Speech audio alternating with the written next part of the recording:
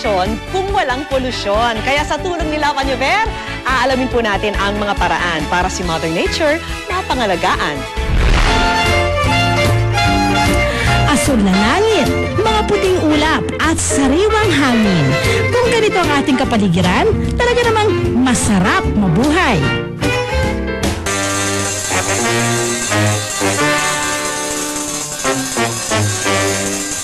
Pero kung magpapabaya tayo, pwedeng maglaho ang lahat ng ito.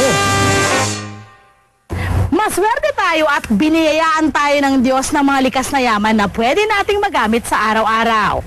Pero hindi may pagkakaila na tayo mismo mga tao yung ginagawa natin ang siyang sumisira sa ating kalikasan.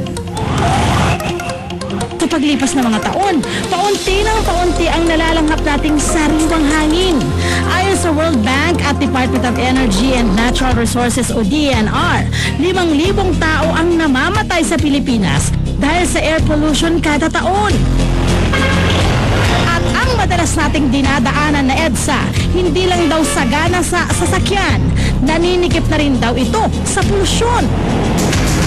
Sa tulong ng sampling device ng DENR, inalam namin kung gaano karumi ang hangin dito.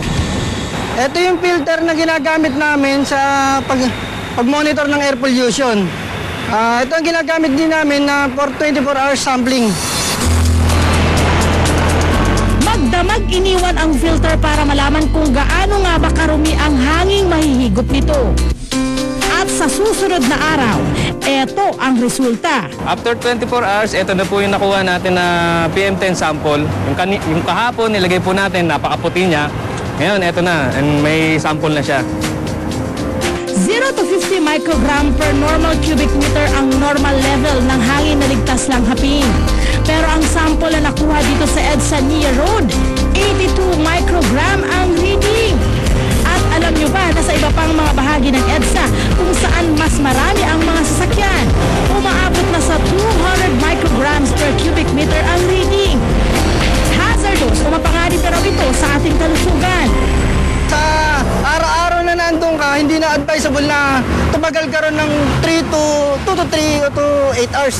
Kasi masyado nang malaki na yung nasalanghap na pollutants na sa katawan mo. Pero don't worry, dahil kung may pasaway na polusyon, meron ding mga pangontrang imbensyon. Nadadaanan niyo po ba ang mural na ito sa Cubao Underpass? Pwes, hindi lang po yan artwork, isa rin niyang anti-pollution divide.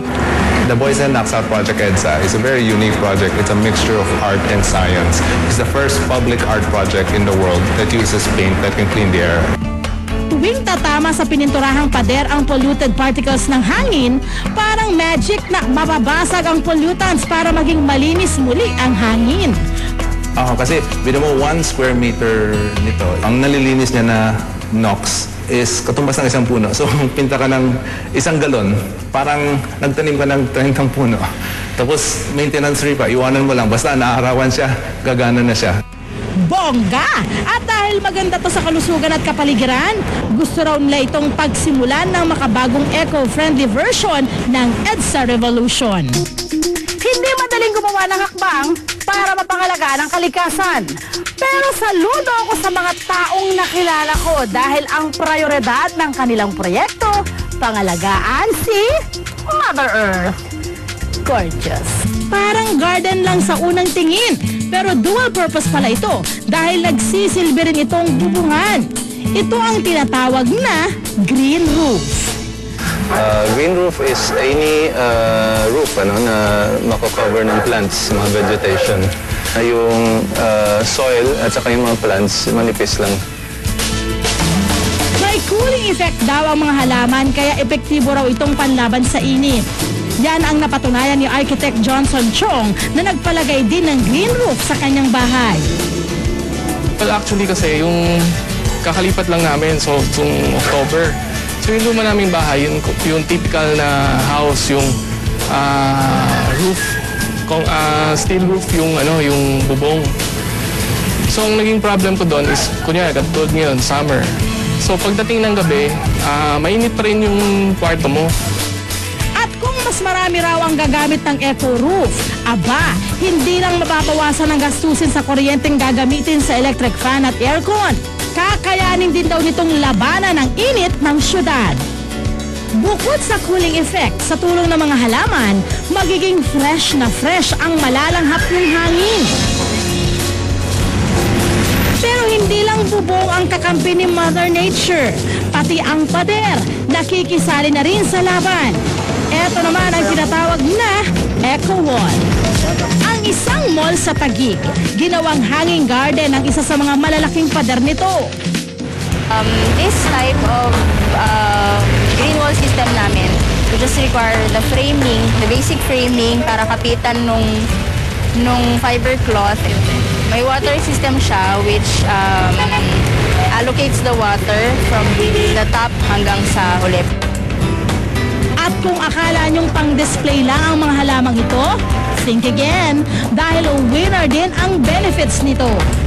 One plant or a plant can absorb up to 13 pounds, around 13 pounds of carbon in a year. So if this wall would be more than 100 plants, malaking contribution na yun sa environment natin. Sari-sari man ang mga gawaing nakasasama sa kalikasan, nakatutuwang isipin na meron namang mga proyektong lumalaban sa polusyong nilikha nito. At ang pakikipaglaban na ito sa ngalan ng kalikasan, pwede nang simulan sa ating mga bakuran. Iisa lamang ang mundong ating ginagalawan, kaya nararapat lamang na ito'y ating pangalagaan. Mga paparating pang good news. Mga karaniwang pagkain na ginawang kakaiba, magtitikman na.